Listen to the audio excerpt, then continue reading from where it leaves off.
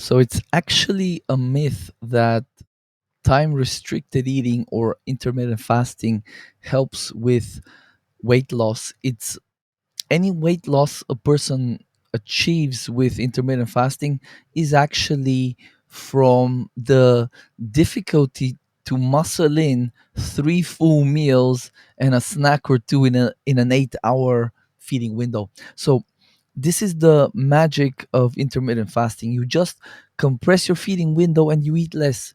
But as I explained in my previous post, what happens is during that entire, let's say two thirds of the day that you're not eating, a lot of that time you are running on cortisol, you're running on stress hormones, and that degenerates the body. It literally ages you. Like cortisol is very well known to, when administered to like lab rats and stuff, to um quickly, to very rapidly create the aged phenotype, right? So the features of aging, sagging skin, just just the fur of the mice, everything sort of starts to deteriorate because that is the degenerative effect that cortisol has on organisms. So we should be, at least from a mental performance and longevity perspective, right? So my obviously my that's my forte, longevity, how to actually live longer. Volume one is my book on longevity, volume one out of at least three.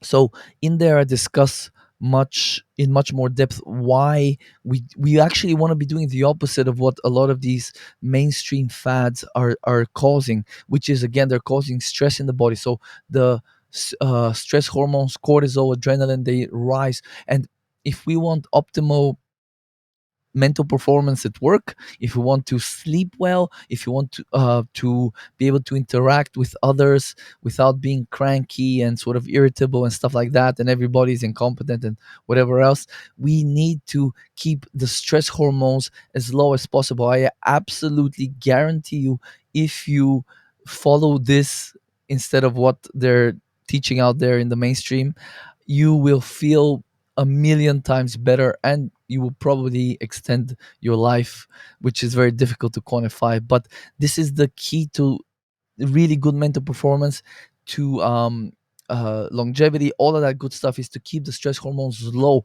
not to go out of your way to, let me think of, oh, let me starve myself for two-thirds of the day. That should improve something. And just to corroborate this with some research, there was a paper published in JAMA, Journal of the American Medical Association, Internal Medicine, JAMA Internal Medicine, published in November 2020. The study is called Effects of Time Restricted Eating on Weight Loss and Other Metabolic Parameters in Women and Men with Overweight and Obesity. That's the name of the study. And they the conclusion was that time restricted eating, in the absence of other interventions, is not more effective in weight loss than eating throughout the day. So again, yes, it's hard to fit in all the meals you would have eaten in a 8 hour period, but is that the solution? Because the reason what's important to dig deeper into the studies, in this study they found that the intermittent fasting or time restricted eating group, not only did they not lose more weight than the control group, but they actually lost a lot of lean mass from this time restricted eating. Because remember, again, the if you're not eating for two-thirds of the day, largely a lot of that time you will be running on stress hormones, which are inherently degenerative. So they cortisol literally degenerates, breaks down lean tissue, bone, skin, joints, cartilage in them. Bones have 35% collagen in them, protein, and that protein can be turned into broken down into amino acids, and those amino acids can be turned into glucose or even ketones, some of them.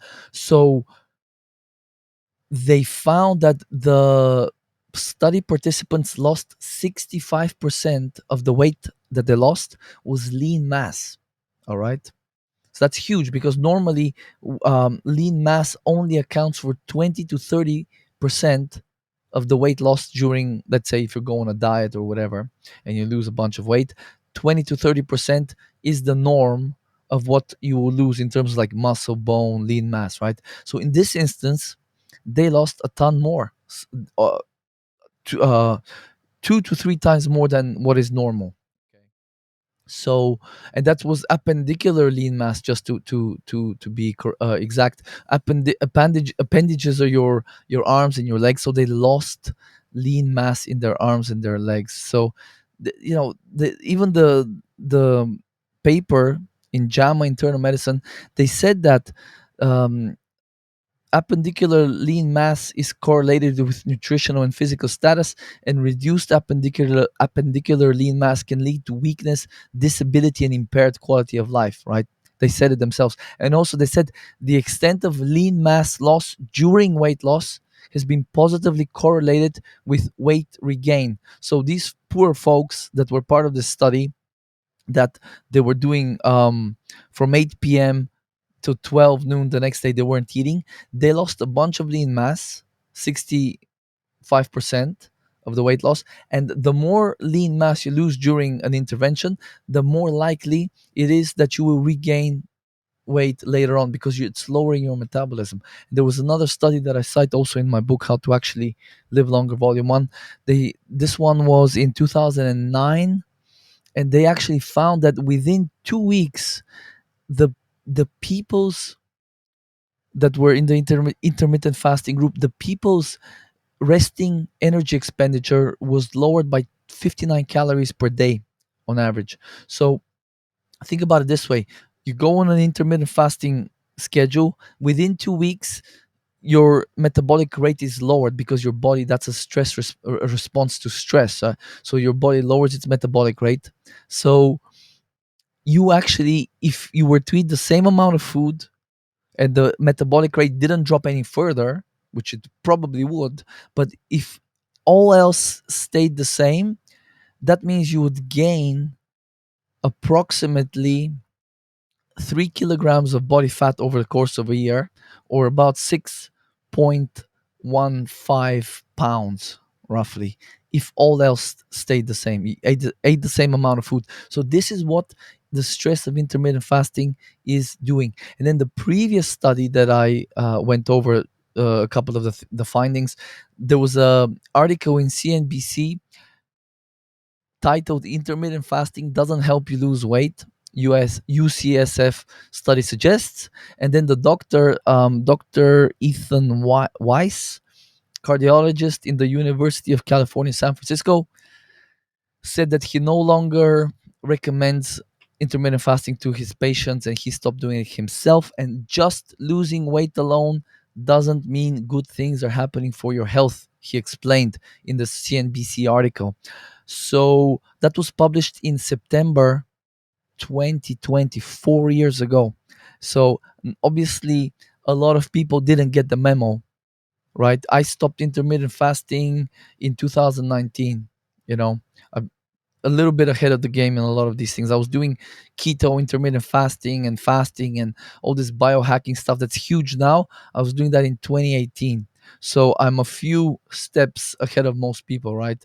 But it seems like this is gaining even more traction. And if I can save some people the pain and suffering and accelerated aging of this intermittent fasting stuff, I would have done my job. So I hope you got value out of this, and look out for the next one.